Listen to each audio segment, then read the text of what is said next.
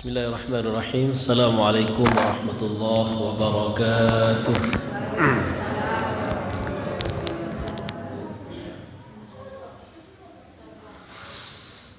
Innal hamdalillah nahmaduhu wa nasta'inuhu wa nastaghfiruh wa na'udzu billahi min shururi anfusina wa min sayyiati a'malina.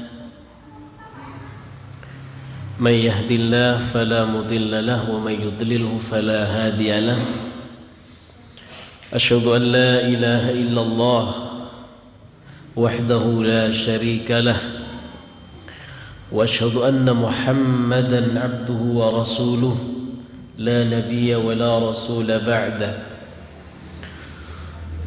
اللهم صل على محمد وعلى آل محمد اللهم علمنا ما ينفعنا وانفعنا بما علمتنا وزدنا علما اللهم يا معلم آدم علمنا ويا مفهم سليمان فهمنا وقد قال تعالى وما أوتيتم من العلم إلا قليلا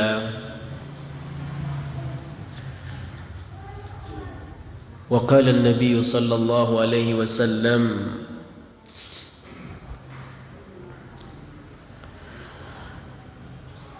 خيركم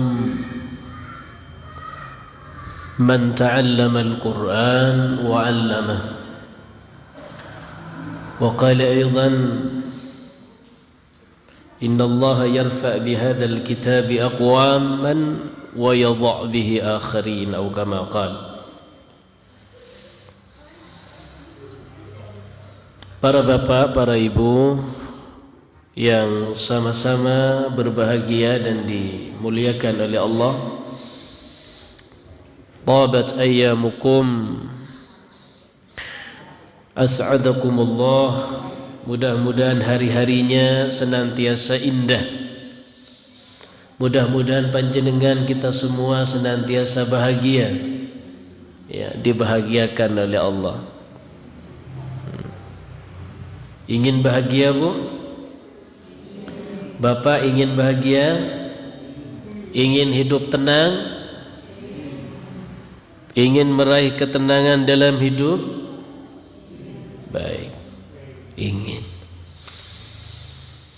Alhamdulillah, kita malam ini diizinkan oleh Allah Subhanahu wa ta'ala untuk hadir di majlis yang mudah-mudahan sekalipun yang ngisi itu bukan siapa-siapa, yang ngisi itu bukan wali, yang ngisi cuman kami, ya. Tapi mudah-mudahan oleh Allah kita semua mendapatkan ampunan dan rahmatnya, ya. Allah berjanji bahwa barang siapa yang duduk di majlis, hadir ke majlis untuk sama-sama mendengarkan ayat Allah, mengaji, membaca, mengkaji Al-Quran dan hadis Rasulullah, Allah akan turunkan, Allah akan limpahkan kepada diri kita semua, keluarga kita, rahmat. Dan Allah bangga dengan kita. Wa dzakarallah, dan Allah akan bangga dengan kita, menyebut-nyebut kita semua biman indah, di sisi makhluk Allah yang lain. Jamaah dirahmati Allah, mudah-mudahan salat kita tadi diterima oleh Allah. Yakin kita dengan penuh keikhlasan, mudah-mudahan salat kita nanti diterima menjadi pemberat timbangan kita. Dosa-dosa kita diampuni melalui wudu, tetesan air wudu kita. Derajat kita diangkat dari langkah kaki kita. Wah, sudah banyak. Bonusnya sudah banyak, Pak. Ini tidak didapatkan oleh mereka yang duduk di rumah. Kita sama-sama bisa ngopi kok, izin saya minum dulu. Yuk kita sama-sama minum, Pak. Di rumah minum, tapi di sini minumnya berbeda. Minum di majelis ilmu, insya Allah minumannya menjadi syifa, menjadi obat bagi kita. Bismillah, silakan.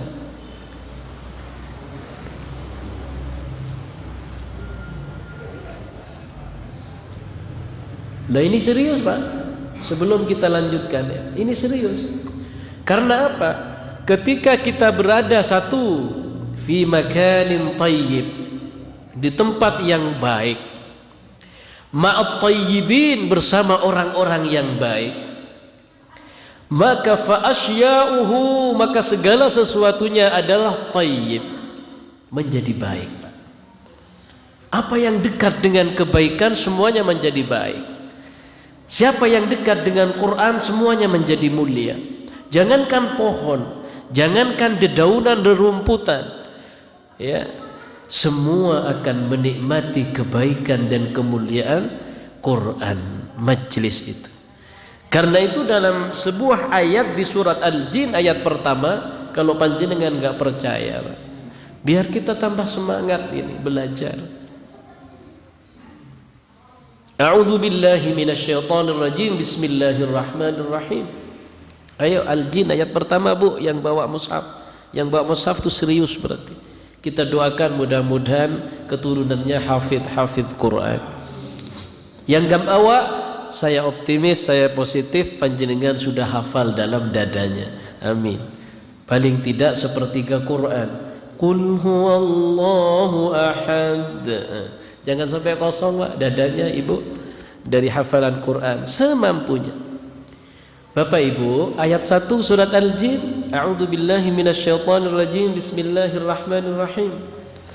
Qul uhiya ilayya annahu istama'a nafarun minal jin faqalu inna sami'na qur'anan 'ajaba. Betul? Yahdi ila ar-rusydi fa amanna bi. Jadi Pak, apa kata Allah? Kenapa ini kita harus malu dengan jin? Katakan wahai Nabi Muhammad, Qul uhiya ilayya annahu istama'a nafarun minal jin. Ada sekelompok jin, nafar, gerombol, geng jin. Ini tapi geng yang baik. Faqalu inna sami'na qur'anan ajaba. Dia berbondong-bondong merapat ingin mendengarkan bacaan Qur'annya. Siapa? Kita, para sahabat Rasulullah. Jin lah, Pak. Faqalu inna sami'na qur'anan ajaba. Pengakuannya apa kemudian? Ya Rabb, betapa indah firman-firman-Mu. Tidaklah aku mendengar dan menyimak melainkan bacaan-bacaan yang menakjubkan, ayat-ayat yang menakjubkan. Baris ayat per baris ini dalam Quran menakjubkan. Kemudian meyakini jin bahwa yahdi ila rusydi fa amanna bih. Quranlah yang akan membuat hidup kita dalam petunjuk Allah, bimbingan Allah. Maka aku beriman, kami semua beriman kepada Quran. Ini Pak, ini pengantar, Bu. Agar apa? Kita senantiasa punya semangat yang sama untuk mencari ilmu, mengisi masjid, memakmurkan masjid, rindu masjid, rindu Quran, rindu teman-teman yang salih salihah. Insya Allah hidup kita akan menjadi hidup yang bermakna. Salawat dan salam mudah-mudahan tetap tercurah kepada baginda Nabi Muhammad sallallahu alaihi wasallam yang telah diutus oleh Allah untuk memberikan ta'lim, pengajaran, tazkiyah, penyucian, Pak. Kalau bukan karena jasa baginda Nabi Muhammad yang sebentar lagi kita masuk Rabiul Awal. Apa sudah masuk? Belum. Karena jasa beliau, taklim beliau lakukan, tarbiyah beliau lakukan, tazkiyah, penyucian umat-umat, sahabat-sahabatku, umat-umatku ingin sama-sama bersih hatinya, sama-sama suci fikirannya. Jasa beliau, wa yuzakkihim wa yu'allimuhumul kitab, mengajarkan beliau tanpa lelah, beliau mengajarkan Quran, mendakwahkan Quran, mulai dari sir secara diam-diam sampai jahran karena sudah punya kekuatan, baru dengan cara yang agak terang, agak ditolong apa? Iya, ya. Awalnya pelan-pelan dulu, dihimpun tarbiyahnya dikit-dikit, ya kan? Makin banyak, mulailah beliau kemudian menyampaikan atas dorongan para sahabat secara terang-terangan. Jasa beliau luar biasa. Kita renungkan, Pak, tazkiyah yang Rasulullah ajarkan. Bagaimana Rasulullah mengajarkan agar seorang istri taat kepada suami. Bagaimana kemudian seorang suami betul-betul menghargai istrinya. Apapun kekurangan masing-masing, diajarkan bagaimana memuliakan sesama, itu Rasulullah.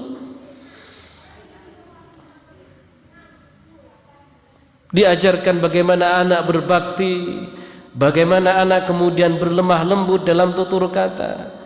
Wa qulu, berkatalah wahai para anak, qaulan karima, kepada orang tua dengan perkataan yang mulia.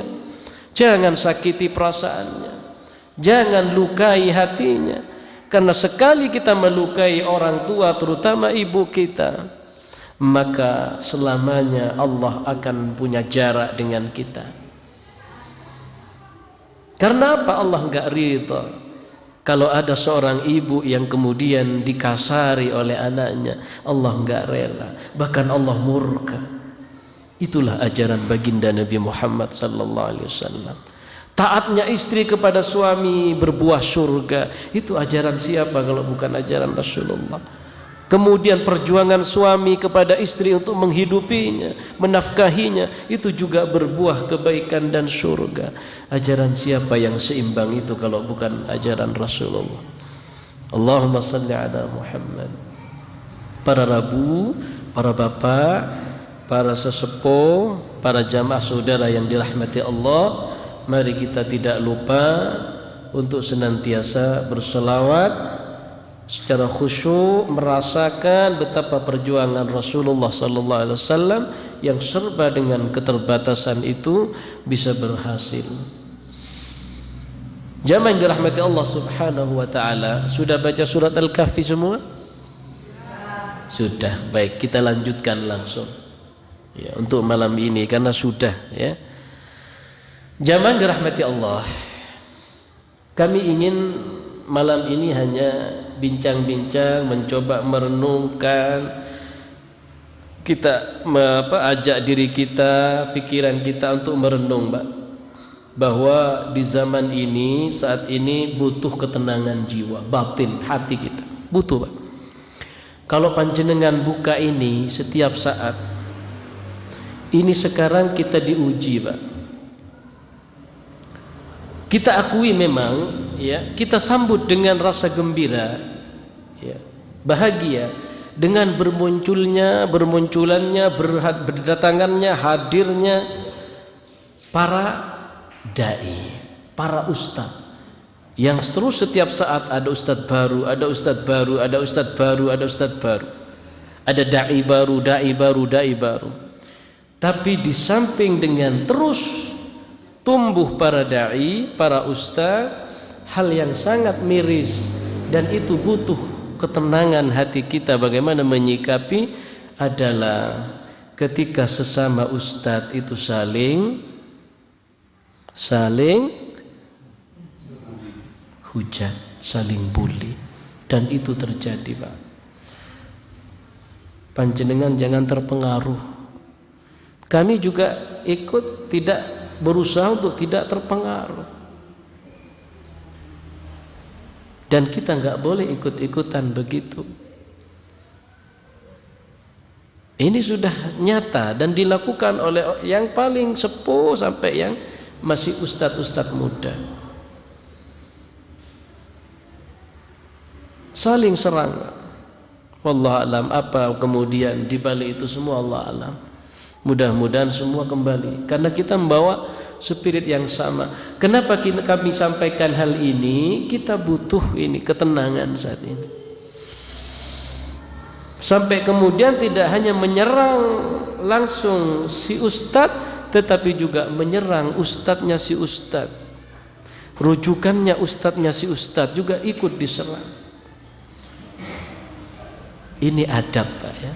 Kalau kita bicara etika, kita nggak boleh.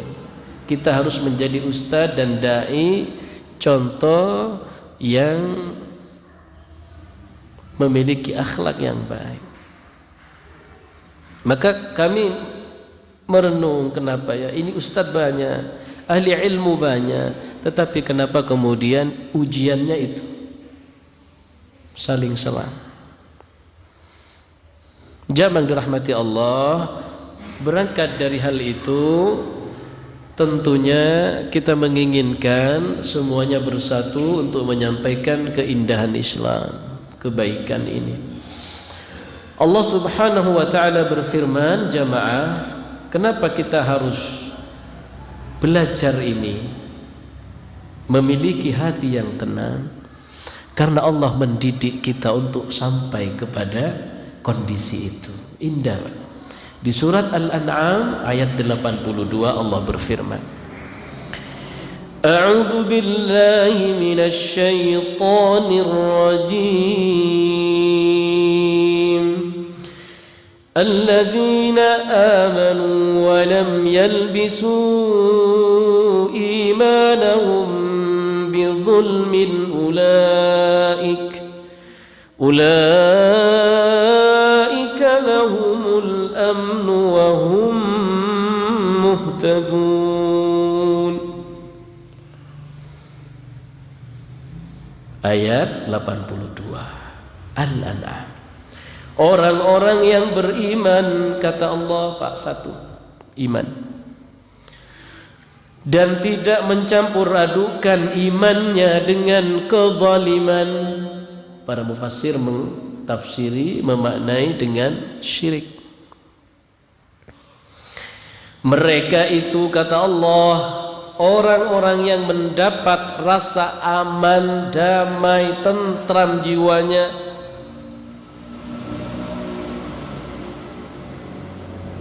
wahum muhtadun, dan mereka adalah orang-orang yang mendapatkan petunjuk dari Allah. Kami ulang, alladzina amanu, orang-orang yang beriman, walam yalbisu, albasa yulbisu,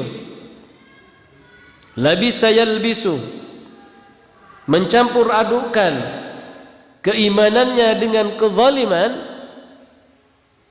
ulaika lahumul amnu, bagi mereka al-amnu. Apa amnu, Pak? Rasa aman. Kalau orang sudah punya rasa aman, tenang tidak, Pak? Tenang. Yang kita butuhkan di bangsa ini apa, Pak? Rasa aman.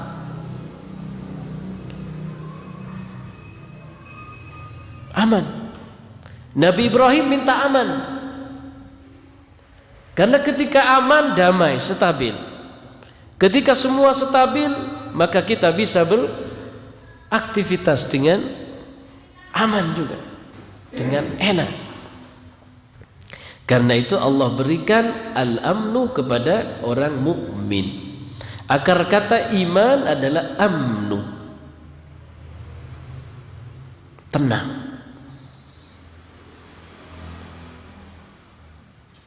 Tetapi kalau sudah kita tidak memiliki keimanan, maka apalagi keimanan itu kemudian sering dicampur adukan dengan kezaliman, Padahal seyogianya orang yang beriman itu tidak akan melakukan kezaliman.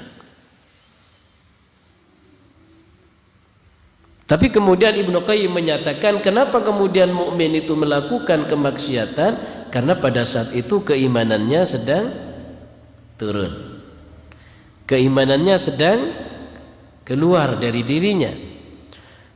Beliau kemudian merujuk kepada sabda baginda Nabi Muhammad sallallahu alaihi wasallam bahwa orang mukmin la yaznin, kata baginda. Orang beriman itu tidak akan berzina. La yazni wa huwa mu'min, la yasriq wa huwa mu'min.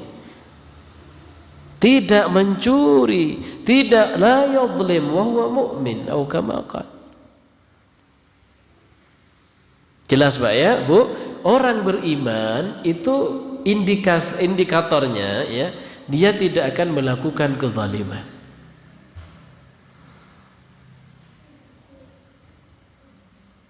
Kalau terjadi kemudian ada mukmin di antara kita naudzubillah yang melakukan kezaliman, berarti pada saat itu kata Ibnu Qayyim imannya sedang kolap.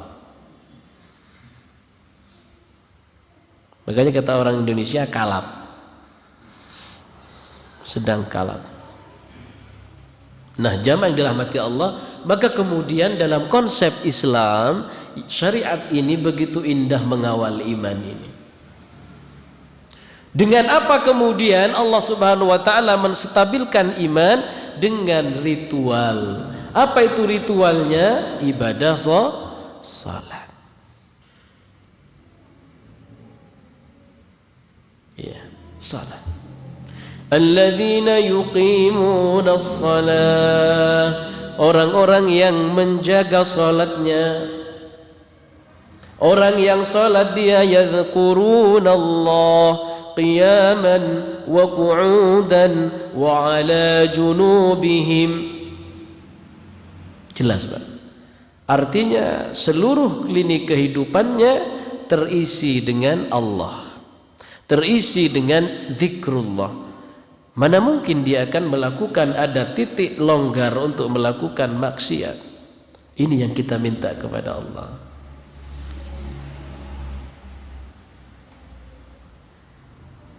Ya, ini yang kita minta kepada Allah. Sehingga kemudian pencapaiannya ke sana dari salat, dalam salat ada zikir, kemudian Allah kuatkan dengan firman-Nya. Ala bidzikrillahi tatma'innul qulub. Ketahuilah kata Allah, dengan mengingat Allah jiwa hati kita menjadi tenang, iman kita menjadi stabil. Kalau kita tenang, kalau kita dalam keadaan tenang ya Pak, maka kita akan mampu melakukan sesuatu itu dengan cemerlang. Pikiran kita cemerlang. Karena itu dalam surat Ali Imran, ayo kalau kita kembali ke sejarah, ya ini penting. Ini strategi mendidik juga nanti kita pakai kepada anak kita, keluarga kita. Walau kunta faddan ghalidhal qalbi lanfaddu min hawlik fa'fu anhum wastaghfir lahum وشاورهم في الأمر فإذا عزمت فتوكل على الله. Lengkap Bapak Ibu, lengkap. Rasulullah diajarkan oleh Allah, wahai Nabi Muhammad, walau kunta faddan ghalidhal qalbi, ghalidh ya, kalau kamu mengutamakan lebih mengikuti emosi kamu dalam dakwah ini, ya, lan faddu min haulik, maka mereka akan pergi,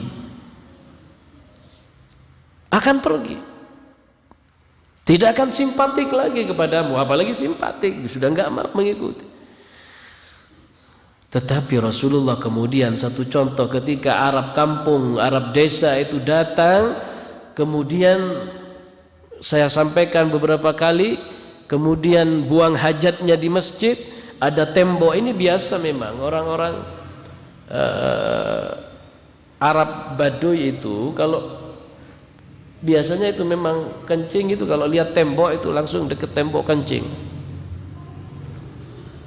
Ya.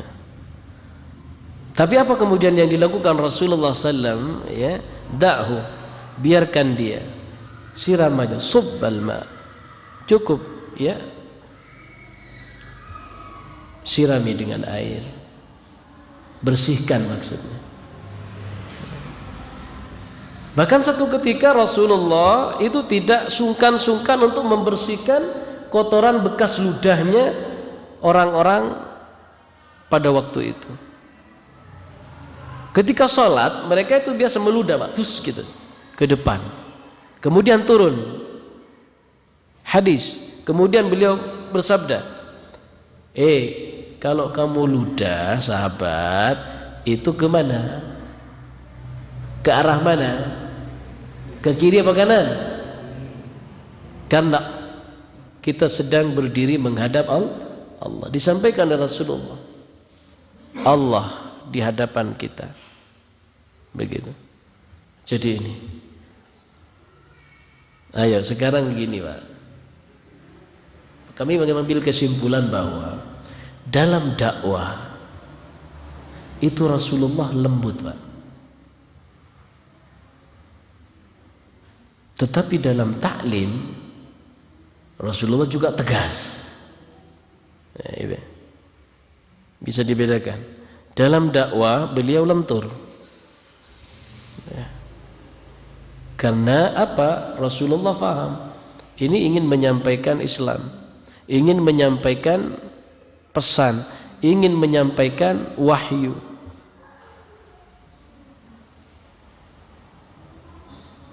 Beda dengan proses taklim. Nah, kalau kita ngajar murid santri kita, mahasiswa kita, ya kita harus tegas. Ini kemudian jamaah dirahmati Allah Subhanahu wa taala. Jadi tadi bagaimana Rasulullah kemudian mengajari kita semua umatnya untuk tidak kemudian mengedepankan ghalid. Walau kunta faddan ghalidhal qalb. Ghalidhal qalb. Dongkolnya hati. Ya. Sehingga menjadi keluar menjadi amarah, ghadab. Nah, ini ghadab itu mulut, mencaci maki, ya. Itu tidak boleh. Dalam surat Al-Imran itu harus dihindarkan. Apa yang dikedepankan? Fa'fu anhum wastaghfir lahum wasyawirhum fil amr. Memaafkan, ajak musyawarah, ajak runding, ajak diskusi, kemudian serahkan semuanya kepada Allah. Jamaah dirahmati Allah, kembali kepada bagaimana menstabilkan jiwa hati kita itu pertama adalah dengan salat kita. Dengan salat kita. Karena salat tuma'ninah, salat itu tempat ketenangan. Salat itu akan memberikan athar bekas pengaruh bagi musallinya, tenang. Alhamdulillahi Rabbil Alamin. Segala puji bagi Allah, Tuhan semesta alam, Ar-Rahmanir Rahim, yang maha penyayang. Gimana enggak tenang? Lawang dalam salat semuanya isinya adalah ketenangan, kebaikan, doa,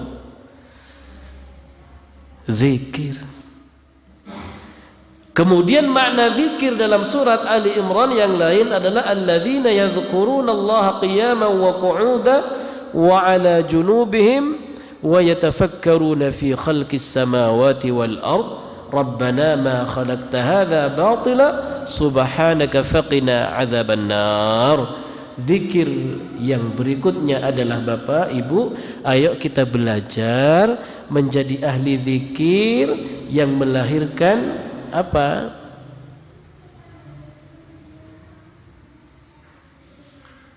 fikir. Jadi zikir kita itu zikir yang berkualitas sehingga melahirkan fikir. Fikir apa maksudnya? Pikiran-pikiran yang jernih sehingga kita dikategorikan oleh Allah ulaika ulul albab. Mereka itu adalah orang yang punya hati nurani. Lub, albab jamaknya, cerdas.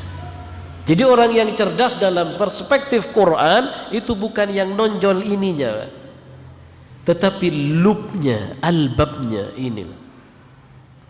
Karena kalau ini rentan, rentan dibrush up, rentan dicuci oleh orang.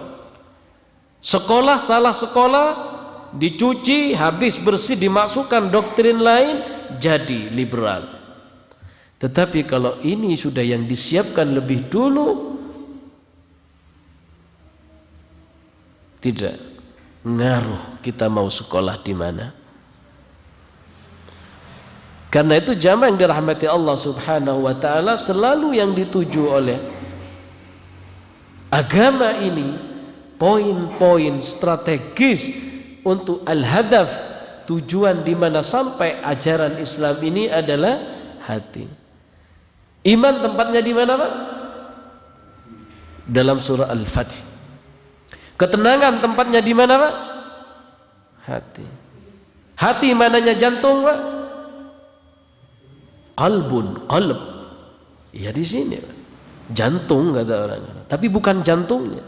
Karena itu pembahasan hati ini Masya Allah, dhamir juga hati, qalbun hati.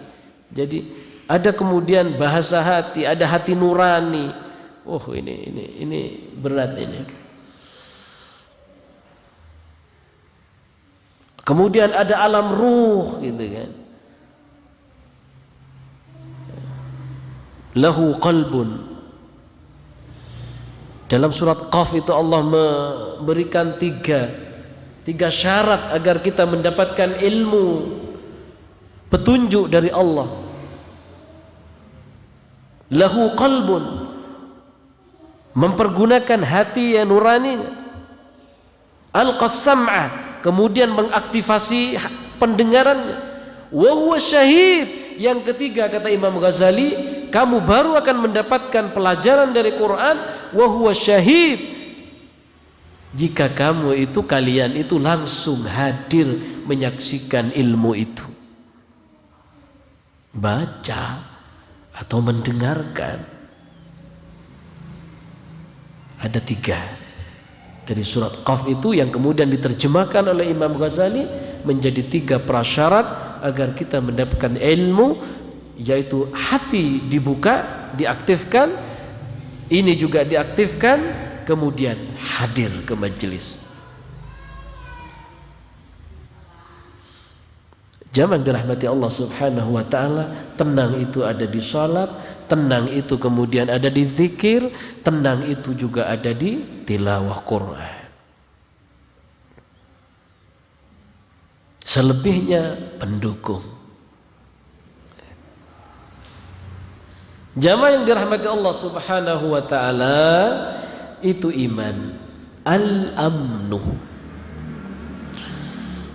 Al-amnu. Semua kita mendamba ketenangan, keamanan, kedamaian. Maka buatlah hati kita, diri kita ini, mulai dari diri kita secara personal masing-masing, ayo kita sama-sama ya meningkatkan dan memelihara iman itu. Karena ini tiketnya. Ya, ini tiketnya. Karena itu Allah selalu dalam surat Al-Asr, wal 'asr innal insana lafi khusr illa alladhina amanu. Kemudian dalam ayat yang lain, sesungguhnya orang-orang laki-laki yang beriman, perempuan yang beriman kepada Allah, ya,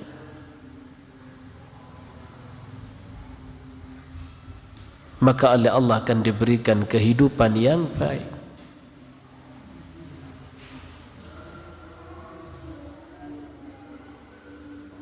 Akan diberikan, lanuhyiyannahu hayatan thayyibah, akan diberikan oleh Allah kehidupan yang baik. Bapak Ibu yang dirahmati Allah, panjenengan buka Al-Quran setelah Al-Fatihah, Al-Baqarah. Kami pernah sampaikan juga ini ketika Alif Lam Mim, Quran tidak ada keraguan di dalamnya, petunjuk bagi orang-orang yang bertakwa. Siapa itu? Alladzina yu'minuna bil ghaib, beriman, mukmin, wa yuqimunas shalah, kemudian mendirikan salat. Jamaah yang dirahmati Allah Subhanahu wa taala. Maka kemudian ada hal lain yang perlu kita temukan di sini adalah bahwa di samping iman ini menjadi barometer ukuran, kita punya iman sudah punya poin ini, ya Pak. Ya, punya kunci. Maka kemudian kita teringat sabda baginda Nabi Muhammad ketika beliau dengan menyampaikan ajaban, ya, dengan penuh bahagia, ajaban, amat mengagumkan itu. Siapa? Li amril mu'min, perkara orang yang beriman. Mudah-mudahan kita semua ini. Karena apa kata baginda? Inna amrahu kulluhu khair. Karena sesungguhnya orang beriman itu inna amrahu kullahu khairun, urusannya, perkara hidupnya semuanya baik. Ini Pak, kalau kita beriman, Rasulullah sudah berjanji. Rasulullah sudah berjanji. Orang mukmin itu seluruh hidupnya itu menakjubkan. Suka dukanya tetap menakjubkan, kata baginda. Karena apa? Walaysa dzaka li ahadin illa lil mu'min, itu tidak didapatkan oleh siapapun kecuali bagi orang mukmin. In asabathu sarra syakar, kalau dia lagi bahagia, sukses, syukurnya Masya Allah. Tetapi sebaliknya ketika dia diuji dengan dharra, ujian kesempitan, ujian kekurangan, ujian lain, macam-macam ujian, sabar, dia bersabar, bahkan khairun lah, maka itu juga menjadi baik baginya. Jadi memang semuanya itu sudah baik. Orang beriman itu suka dukanya itu juga baik. Karena apa? Dia memahami semuanya itu adalah proses untuk batu loncatan menuju tangga kesuksesan. Ujiannya juga untuk dia sukses, nikmat ketika disyukuri juga untuk sukses. Jamaah yang dirahmati Allah, maka ini menjadi pegangan kita, ya. Kita menjadi pegangan kita bahwa dengan keimanan kita ini menjadi berharga. Allah sering menyampaikan, berbeda dengan ini orang yang tidak beriman, sekalipun lau anfaqta, sekalipun semua diberikan, untuk apa kemudian menebus, membujuk ataupun menyuap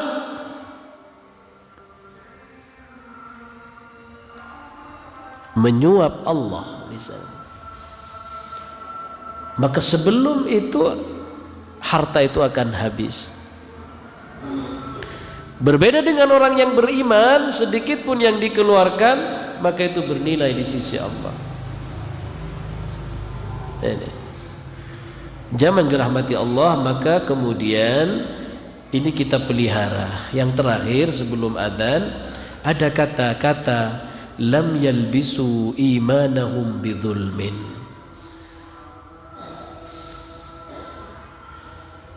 Nah ini Pak, beratnya Pak, tidak mencampur adukkan keimanannya dengan zulm. Sudah kita artikan kezaliman aja. Syirik boleh, Karena para mufassir sudah memaknai tentang syirik, itu syirik.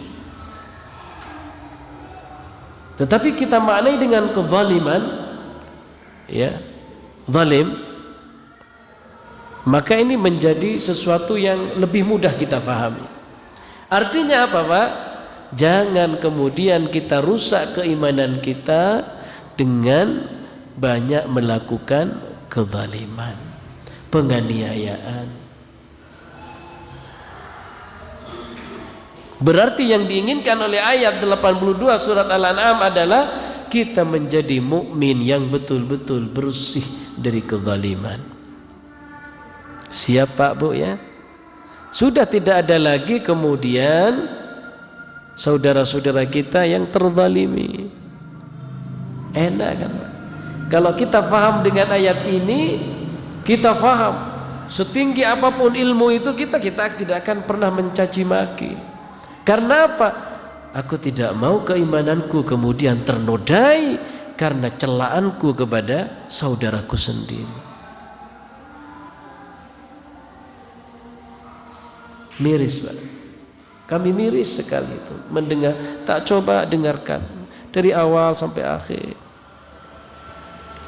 Ini orang alim, masih muda, ada yang sudah sepuh. Ini orang alim, rujukannya umat. Tetapi tidak sedikit kemudian nah ini Pak, bingung kan kita sebagai orang awam, bingung kita. Nah inilah alamat tanda-tanda yang sudah pernah disenyalin oleh Rasulullah sallallahu alaihi wasallam. Akan banyak hadir pemuka agama, ahli-ahli baca Quran, ahli ceramah,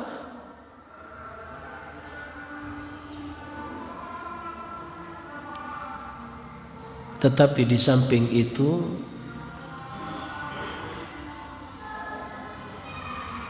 umat ini tidak menjadi lebih baik. Semakin jauh dari Quran. Karena apa? Karena pesan-pesan Qurannya hanya sampai di kerongkongan. Itu akhir zaman kata Rasulullah.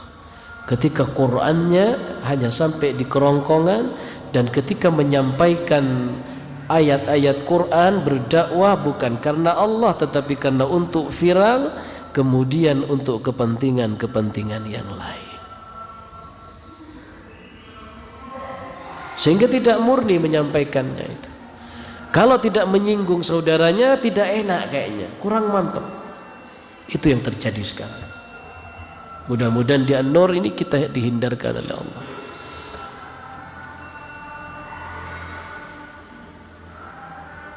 Padahal zaman dirahmati Allah masih banyak pesan-pesan Quran yang harus disampaikan sebagaimana Rasulullah menyampaikan. Wa yu'allimukumul kitab. Sampaikan Al-Quran itu dengan dasar ilmu dan akhlak, tazkiyah. Karena itu menyampaikan Islam ini berat.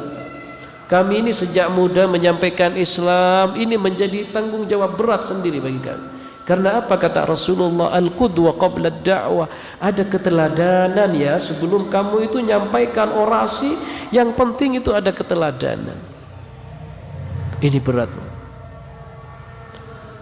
Karena itu dakwah itu yang baik, yang benar adalah bil hikmah wal mau'izah al hasanah.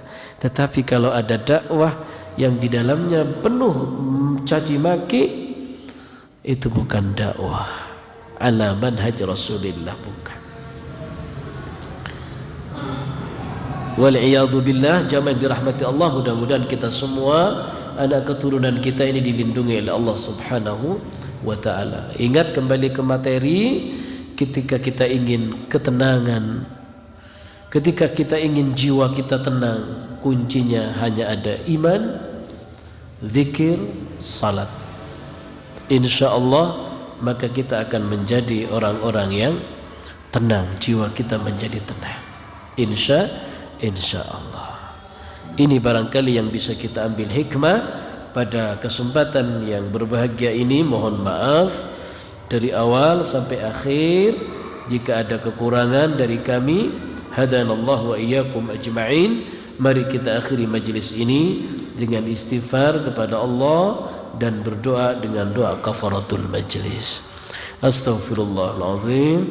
Subhanakallahumma wa bihamdika asyhadu an la ilaha illa anta astaghfiruka wa atubu ilaik. Wal 'afu minkum.